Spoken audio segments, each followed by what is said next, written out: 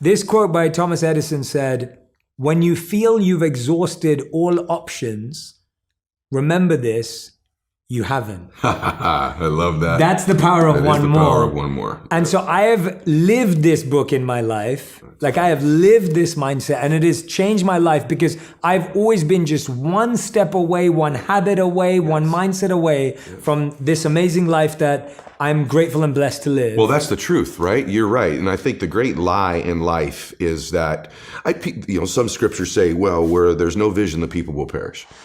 Whatever your scriptures are. Really, do you have no vision? If you ask the average person, you want to be happy or sad? What's your vision? They'd say, I want to be happy. You want to be rich or poor? Most people say, I'd like to be rich. Do you want to contribute or make no difference in the world? I want to contribute. Do you want beautiful memories or no memories? I want memories. So there's a vision. Our issue is depth perception. We think it's further away than it is. And because we think it's so far away, Jay, we create patterns and behaviors in our life that perpetually keep it there. Ooh. And that's what we do in our life. But what if that's the great lie of life? And what if the truth is that you're one relationship away, one meeting away, one conversation, one podcast, one interview, one new thought, one new emotion, one new tactic or strategy away from completely changing the trajectory of your life. And everyone that you and I know that we both work with, that we're blessed to work with in our lives, the truth is it was one decision, one meeting, one extra rep, one more phone call, one thing they did that changed their trajectory. Then the question then becomes, how do I do it? And so the strategies are in the book, but conceptually, that's 100% how you change your life. Yeah, and you're so right. I was thinking about this morning. Last year, I had a double hernia surgery on the front. So I couldn't walk for about a month. And when I say I couldn't walk, I mean I literally couldn't move. Oh my gosh. It was I felt like I was teaching myself to walk again. That's how it felt. It's really interesting what you just said about how we perpetually push it far away. I would wake up every morning and my mind or my initial mindset was it will be gone today. Yeah. It must have gone today. Today it will be fully healed. I'll be fine today. And I would wake up and I wouldn't be.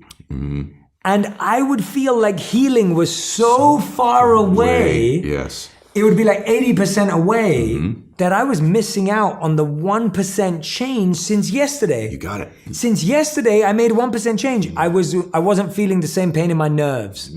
I was able to be flexible by 1% more. Yes. And I was missing out on all of that because I was so obsessed with how far I was. That's the journey. And and what happens is when you live with an expectation that these one mores exist, the reticular activating system in your mind filters them into your awareness. I call it the matrix in the second chapter of the book. When you wake up believing, hey, I'm one decision away, I'm one meeting away, one relationship away, that's not hokey. Your mind begins to filter the people, places, and things into your awareness. You develop something called sensory acuity. You hear conversations you weren't hearing. We've all had that experience where we're on an airplane. I can't stop hearing these people over here. Or you walk in a loud room, but you can hear your own name auditorily over all the other names in the room. That's because it's important to you and it matters. You see things. And so when something becomes important to you and you believe it to be true, the RAS goes to proving it for you. And where I learned this, ironically, I talk about it in the book, is my father was an alcoholic and had tried to get sober many, many times. And I'll never forget it, Jay. We were driving to a baseball game of mine. My dad started crying. I'd never seen my dad cry before. And he pulls the car over and he still isn't looking at me, but he's crying and he says, Eddie. And then he turns to me and he goes, I'm going to try to get sober. And I'll never forget this, brother. He goes, one more time. Wow. And I said, really, Daddy? He goes, I'm going to give it one more try. And I said to him, I said, why would this be any different this time? And he said, never said this to me before. He goes, because I love you and you deserve a father you can be proud of. And you can't be proud of me right now.